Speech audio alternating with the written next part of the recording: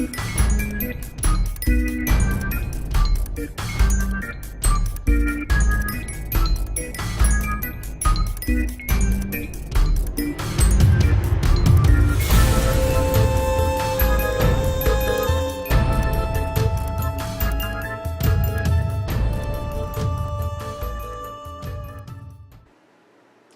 everybody, it's Doug here, Doug Herring, Doug Mystic Guy on Board Game Geek. Right, other nicknames throughout my life. But anyway, we are here to continue, or actually start our first turn of the worker placement game, Upon a Fable, which is based on, or loosely looped into the story of fables. Big Bad Wolf, Three Little Pigs, blah blah blah, fairy princesses, witches, dragons, all that good stuff. And we are going to, now in the last video I went over the rules summary, so I'm not going to do that here again. If you didn't watch the first one, you want to know how to play, go back and watch that. I'll put a link up for that as well. Or if you're on my YouTube channel, you can just look in the Quickplay playlist and it will be there. But here are the two. We're going to be playing the orange player, and we are also the first player for the turn. And we will also have a green player, and a little further down a black player. Colors are easy to discern and tell apart from each other, so that'll be good. In a three-player game, you start with two workers. In more players, you might have one, but in 1 to 3, you start with two. And yes, this does play one player. I was going to do the solo variant, but I thought you might be more interested in just seeing how the game plays with multiple people. So that is what we're going to do, and we're going to start right away. So the first thing that happens, and we have a little, like I was going to use the book, but we actually have a little card right here on the table for us. First thing that's going to happen is we're going to unveil a new story. So let's do that. Okay, so this is our new story, and again, I had this suspicion when I first saw this book, the game on Kickstarter a long time back.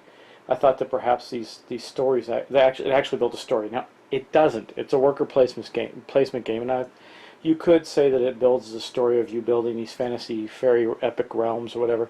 But this is what it is. So for the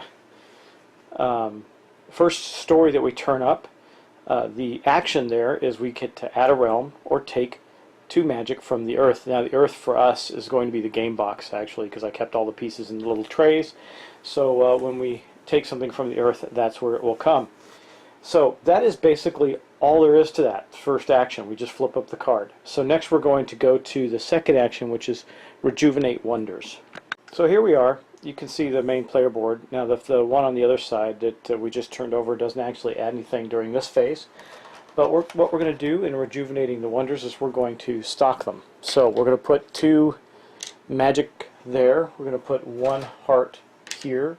We're going to put 1 honor here. And we're going to put 1 more magic here. And the rest of these all have specific actions that they do.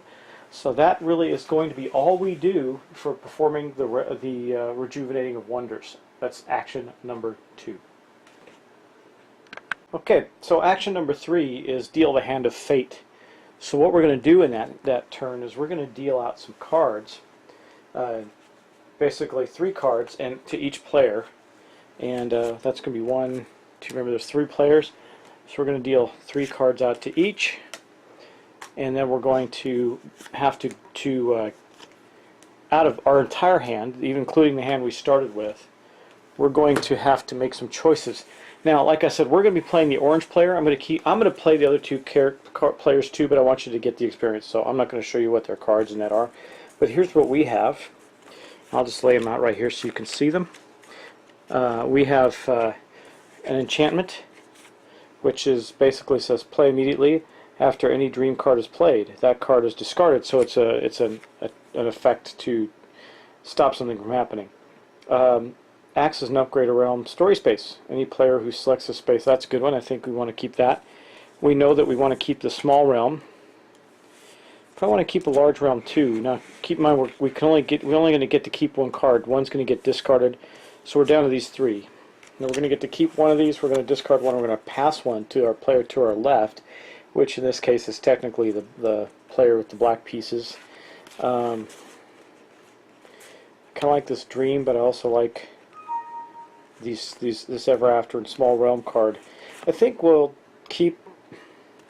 So hard. Because see, one of the neat things about the Small Realm card is it takes 2 resources, but it takes any 2 resources. It doesn't matter. So we could get another Small Realm out. I don't want to give a realm to another player. So I think that we're gonna pass this one here, this Ever After card. We'll keep the dream, and we're going to discard our Small Realm card. And now, why am I going to do that? Because it looks like there's lots of Small Realm cards in the deck, but this Ever After card is only going to have an end of game effect. So that one's going to go to the black player. So I'm going to take it off camera. I'm going to sort through the other 2 players' cards and make their discards, and you'll see which card we end up getting from the green player, which would be the one immediately to our right. Okay, so we got from the green player here a Small Realm. That's what got passed over to us by the green player. So that is going to, and we also discarded, each player discarded 1, so there's 3 in the discard pile. That's going to be the deal the Hand of Fate turn, or segment of the action of the turn. Now we're going to explore the stories, and that's where we're going to put out our characters, our fables, onto the board. So currently we don't have enough resources to actually take anything or put down a realm on the board. So I think what we're going to do is, first thing we're going to do is we do have things we can do. So panning over to the board, we are going to take our first character, we'll take the dragon, and we're going to put that dragon here and claim this love token, which will then go on our board. Now we'll look and see what the other first move for the green player will be. So we don't know what the green player needs necessarily, or at least you, the viewer, does not, but we're going to take his King Prince token here. We're going to collect the 2 magic tokens that were there on the board, and that will be his action. Now we're going to move on to the black player's action. Well, the black player actually says they don't need magic so much, but they do need some other things, and there's not really a lot of access to them. One of the things they do need is honor, so they're going to take the honor token that's there, and that will go onto their board. Then we'll go back to our action to put our second pawn onto the board. Well, so we don't really have enough resources to do things like Convert a Wonder or anything like that, but we could use some more. Could use some magic. You can always use magic, by the way. It's very valuable. So we're going to do that. We're going to take 2 magic from the earth as part of that action, which was the plan that I was having for us to do. So we're going to get two of these magic tokens. We're going to place them on our player board. That will end our action for our player, and now we'll see what the green player does.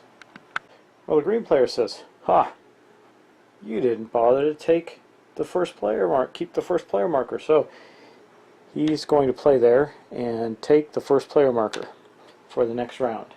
And then that's really it. So we're going to move on from there to the black player's turn.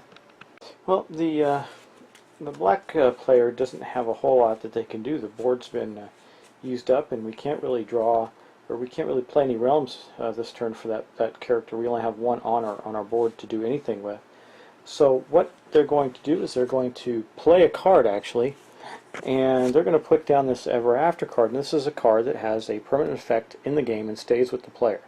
It says whenever you take 3 or more magic from the storyboard, you gain 1 wonder of your choice as well. So if we get the opportunity to take 3 or more magic, which at some point we will, we're going to get the benefit of that effect, and that is going to actually end our placement of our characters, or basically our fables, on the board as they explore the first book of tales. So the next phase of the game is basically right there. We're going to be doing the play and discard fate cards. So the our player, we actually do have one that's worth playing right now. It's a dream card, and this is a good time to play it. This dream card says, gain 1 castle, all other players gain 1 magic. So, which is fine. So we're going to play that card. That's going to be discarded immediately. And then in resources, we, the orange player, are going to gain 1 castle, and the other 2 players are going to gain 1 magic each. And that's That's going to be the card that we play. Now we'll see if any of our opponents play any cards of their own. Okay, in addition to that, we are only allowed to keep 4 cards in our hand. So we have to actually discard down to 4 cards. So I think we're going to, for our player, we're going to get rid of a small realm. And as powerful as this enchantment is, I think the other cards are more beneficial to us. So we're going to discard those. We also know that the green player has to do the same, discard 2 cards. So I'm going to think about what they discard, and I'll be right back. Action 7 and Power Realms only happens on Story 3, 6, and 9 on the game board, so we won't be doing that. Then the next thing that happens is we'll be doing Intensify Magic. Now, what does that mean exactly? So we have these, right now we have currently 4 realms, or 4 stories that we didn't explore, and each one of those now gains a magic token. Yes, there's a lot of magic that goes around on the board. So yeah, even this one that currently has a magic token on it will still get one during that phase, and that's going to be the Intensify Magic phase. Now in phase 9 of turn 1, what we're going to do is we're going to collect all of our pieces. So our 2 orange guys come back to the board, 2 green guys go back to theirs, and the 2 black pieces go back to that player's board. And that is effectively, now normally if we had one of our stories that had, our realms that had fallen into a deep sleep because of our inability to empower them on turns 3, 6, or 9, we would be able to start waking them up at this point. But we don't have that scenario in the first turn. So that will end turn 1. I'm going to continue on with turn 2 in this, and then after that I'll take a break. We'll do turn 3 and 4 in the next segment and see if that gets us enough information to really teach the game and wrap it up. It should. Turn 3 is one of the first of the rounds where we have to empower our realms, and turn 4 is the first time we're going to be drawing a blessing or curse card. So anyway, but let's get on and go back to action 1 for turn 2.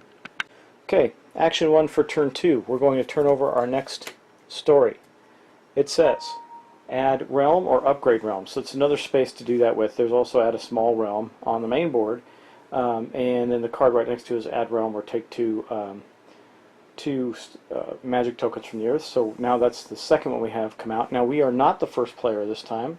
That is the green player, so we're going to start with them. And the first thing we're going to do, though, is we're going to move on to action 2, which is to rejuvenate wonders. Okay, so first thing we're going to do here is rejuvenate the wonders. We're going to add 2 stars there, 2 magic tokens there, 1 love token, 1 honor token, and 1 more magic token down here. Now, I don't know if you recall, but during the last turn, the black player put out this Ever After card. So, and there's actually an opportunity for that player to take advantage of this card, which will, if they take 3 or more magic from the storyboard, they gain a wonder of their choice. So that is definitely something they're going to want to try to do. We'll see how that goes, but anyway, the green player is going to be first, and of course they're going to know that too, so we'll see what the green player does. So again, action 2 is performing realm abilities. We don't have any to perform. The black player does have an Ever After card out, but that doesn't take effect at this point in time. So we're going to move on quickly past perform realm abilities. That will come up later when we have some realms on the board. And again, I'm going to tell you, I may not be playing this effectively yet. It's first, this is just to teach you. It's not to teach you strategy. It's to teach you how to play the game, and this is for you to see if you like it. So I'm not saying I'm going to play it that well. Anyway, we're going to move on from there to deal the Hand of Fate. So dealing the Hand of Fate, we're going to deal 3 cards to each of the players, just like before, and they're going to have to make some choices as to whether or not, which one they're going to keep, which one they're going to discard, and which one they're going to pass. So all 3 players have gotten their cards. We're going to take a look at ours, see what we got here. So we got another Ever After card. This one says, whenever you take 1 or more followers from the storyboard, you gain 1 honor as well. That's pretty nice. We have a dream, which is, a 1 play item. It says take one ever after card from any player. Do not return 2 magic to the earth. Give them to the player instead. We'll have to see how that plays out. And then another ever after card. When upgrading to a larger epic realm, you can ignore any 1 wonder requirement. That is also very nice. It does require 3 magic to do, and that's going to add to our cards. Now, we don't know what the other players got, but we'll see as we go along. But we do know that out of those 3, I need to keep them separate. We have to keep 1, discard 1, and pass 1. Were they the top? Yeah, they're the top ones here. Good deal. I mean, I almost messed that up, didn't I? Anyway, I think we're gonna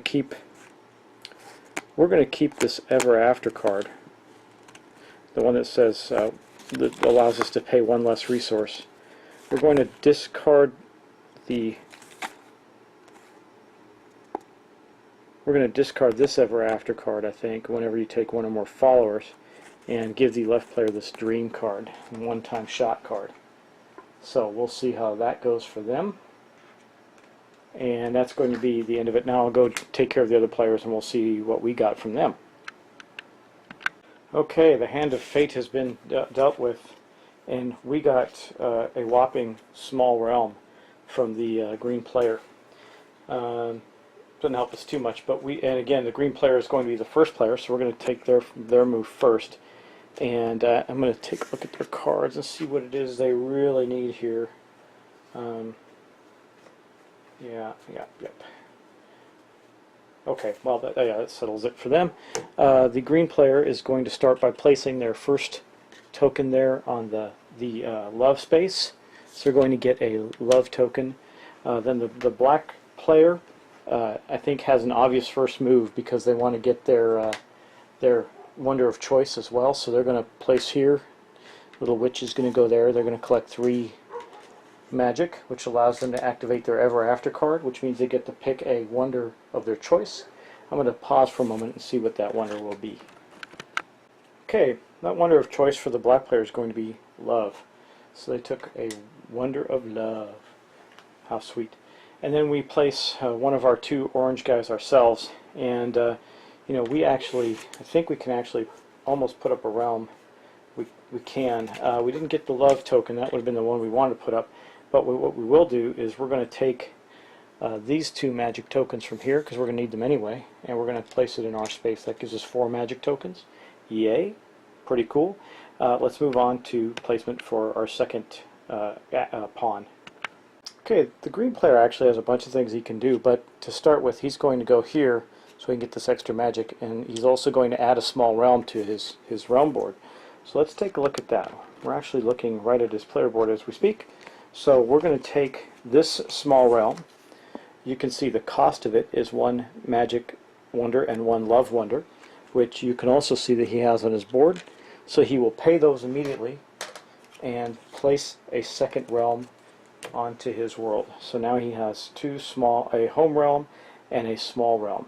Now, when you want to place a large realm or epic realm, they have to stack basically. So if he has a small realm, he would place it on top of this one currently to add on to it, etc., etc. You kind of build up your realms as you go. That's going to be their placement. The black player is going to take their other pawn, and they're going to play a card. Now that card that they're going to play is another ever after card. It's this one here. This one's actually pretty powerful, and they wanted to get this out before the end of the round. In the event that someone else did this next turn, they maybe would have had a hard time getting it out. Hard to say. They're going to do it now anyway, which is, for the rest of the game, curse cards ignore you completely. That is extremely powerful. Now that does cost them 1 honor and 1 love wonder, which is right here. We'll spend those, and now they have 2 ever after cards in play on their board. And I'm going to have to remember those as we play to make sure that we're effectively using them. So that goes back. Now we got 1 more for ourselves, our orange player token. Now we can trying to think of what we can do. We actually can't get any of, we can actually. We have a small realm. We're going to do this. So we're going to add a realm, or take from the earth. We'll just play that one. It doesn't matter which one we play. And we're going to add this small realm here that just has a cost of one castle, which we happen to have on our board. It's right here, and we're going to place that realm, and that is going to basically end the placement phase of the turn. So that's it.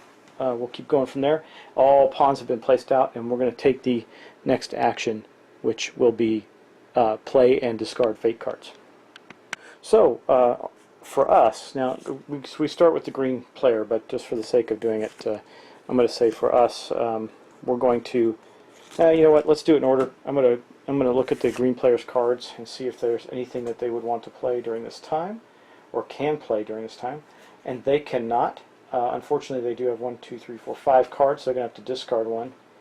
And yes, they have done their discard, and they did not play any cards. Then we would move on to the black player, who also has 1, 2, 3, 4, 5 cards. Man, they got a lot of stuff they can play. Unfortunately, they're probably going to have to give up. Yeah, I think they're going to give up on this card here. Okay, so they have discarded a card. They did not play one. However, we are going to play one. We're going to play, as I kick the camera, so we're going to play this one. This Ever After card requires that we spend 3 magic. It says when upgrading to a large or epic realm, you can ignore any wonder requirement. Makes it cheaper for us. Woohoo! So we'll be able to build them. You know, I probably should have done that before building our first small realm, but actually it says when upgrading a larger epic realm, so it wouldn't have mattered. And that is going to be our phase, our action phase for play and discard fate cards. Okay, again, the next phase in the round is going to be to empower our story realms, and we don't have to do that. That only happens on turns 3, 6, and 9, which will be the next turn. That the first book of Tales will come to an end, and we will have to empower our realms. So that there's really nothing to do on that phase. And then we go to the Intensify Magic phase. You can see that there are some spots that we're not taking. So we're going to take some magic tokens. We're going to place them out on the locations that were not used. This one, and then one over there on that side. And that is going to be the Intensify Magic phase. Then we go to the Return and Awaken Fables phase. We don't have to awaken anything, but we do have to return all of our pieces to our realms. Now, next turn, you know now that we have a couple of folks have additional realms, they're going to get to have more pawns to play, more fables that we can place out and explore stories with. Anyway, that's going to end our session for now. That's turn 1 and 2 of Upon a Fable. I hope this has given you a great idea of how the game plays and how quickly the rounds go. Pretty quickly. And like I said, this is a fairly standard worker placement game. So just wanted to give you this great example of how it plays so you can decide if this is the type of game you would want. And we're going to end it here. So just before we go, just for the sake of completionists, being complete in our turns, I'm going to make sure that you see that we will be adding, for the orange the orange player and the green player, another Fable, because they have added new realm. Now if you upgrade a realm, you don't get a new Fable at that point, but when adding a realm, you do get a new Fable, which gives you another worker piece to place. So with that will officially end this play session. So thank you all so much for watching. I hope this helped you. Let me know what you think. By all means, please post comments. If you saw that I missed something, I don't believe I did. It's a pretty straightforward game. But if you did see that I missed something, let me know, and we'll make sure to comment on it or note it in the next session. So again, I'm going to do one more video on this. It will take us to turns 3 and 4 because it adds a little bit of complexity. Show you how that works. That'll be the next video, and then we will end our quick play of Upon a Fable. So one more video, and we'll see a couple more turns. Thanks for watching. See you soon.